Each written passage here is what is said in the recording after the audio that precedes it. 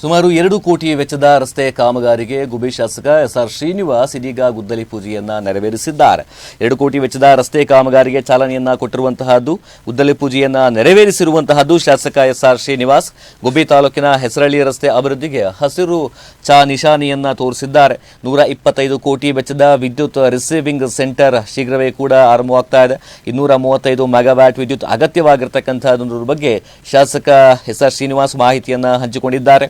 7,000 ಟ್ರಾನ್ಸ್ಫಾರ್ಮರ್ಗಳಿದ್ರೂ ಕೂಡ ವಿದ್ಯುತ್ ಒತ್ತಡ ಸಾಕಾಗ್ತಿಲ್ಲ. ರೈತರ ಪಂಪ್ಸೆಟ್ಗಳಿಂದ ಹೆಚ್ಚಿದಂತಹ ವಿದ್ಯುತ್ ಬೇಡಿಕೆ, ಹಲವೆಡೆ ಎಂಎಸ್ಎಸ್ ನಿರ್ಮಾಣಕ್ಕೆ ಕೂಡ ವೇಗವಾಗಿ ಚಾಲನೆಯನ್ನ ಕೊಡಲಾಗುತ್ತೆ ಎನ್ನುವಂತಹ ಭರವಸೆಯನ್ನ ಈ ಮೂಲಕ ವ್ಯಕ್ತಪಡಿಸಿರುವಂತಹದ್ದು.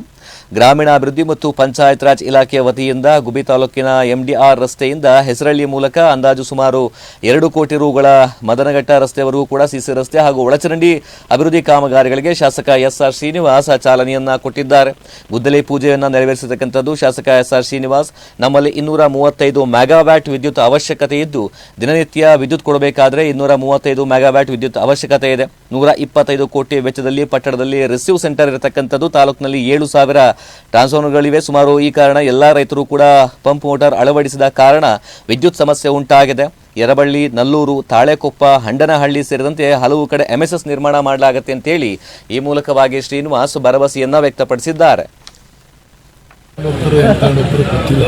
ನಾವು ನಮ್ಮ ತಾಲೂಕಿಗೆ ಮಾತ್ರ ಬೇರೆ ತಾಲೂಕಿಂದ ಸಂಬಂಧಪಟ್ಟಿದ್ದಾರೆ, ಅವ್ರಿಗೆ ಹೋಗಿ ಮಾತಾಡಿ ಮಾಡ್ತಾರೆ. ನಾನು ನನ್ನ ತಾಲೂಕಿಗೆ ಹಿಂದೆ ನನಗೆ 300 ಕೋಟಿ ಕೊಟ್ಟಿದ್ದು, ಈಗ 200 ಕೋಟಿ ಎಸ್ಟಿಮೇಟ್ ಮಾಡಿಲ್ಲ ಕೊಟ್ಟಿದ್ದೆ. ಅದು ಅಪ್ರೂವಲ್ ಆಗೋ ಹಂತದಲ್ಲಿ ಮುಖ್ಯಮಂತ್ರಿಗಳು ಚೇಂಜ್ ಆಗಿದೆ.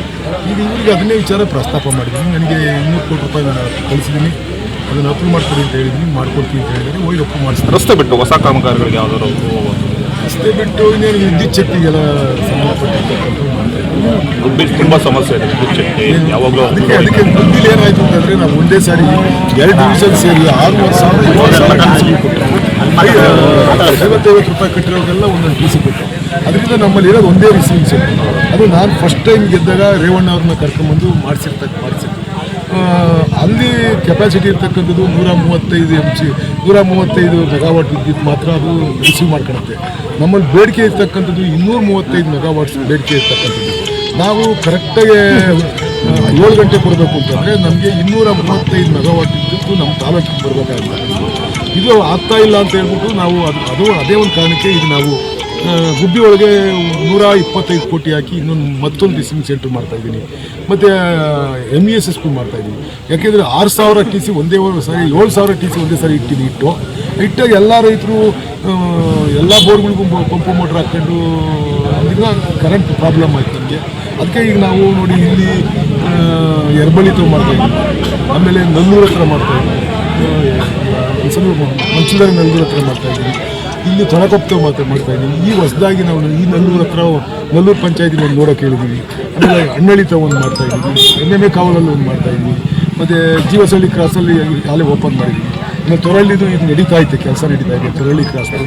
ಮತ್ತು ಇನ್ನೊಂದು ಗಂಗಾಮ ಕ್ಷೇತ್ರದ ಅಲ್ಲೊಂದು ಅಪ್ರೂವಲ್ ಮಾಡಿಸಿದ್ವಿ, ಅದು ಈಗ ಕೆಲಸ ಶುರುವಾಗಿದೆ. ಆಮೇಲೆ ಇದು ಹೋಗ್ಸಂದ್ರ ಒಂದು ಅದು ಅಪ್ರೂವಲ್ ಆಗಿದೆ.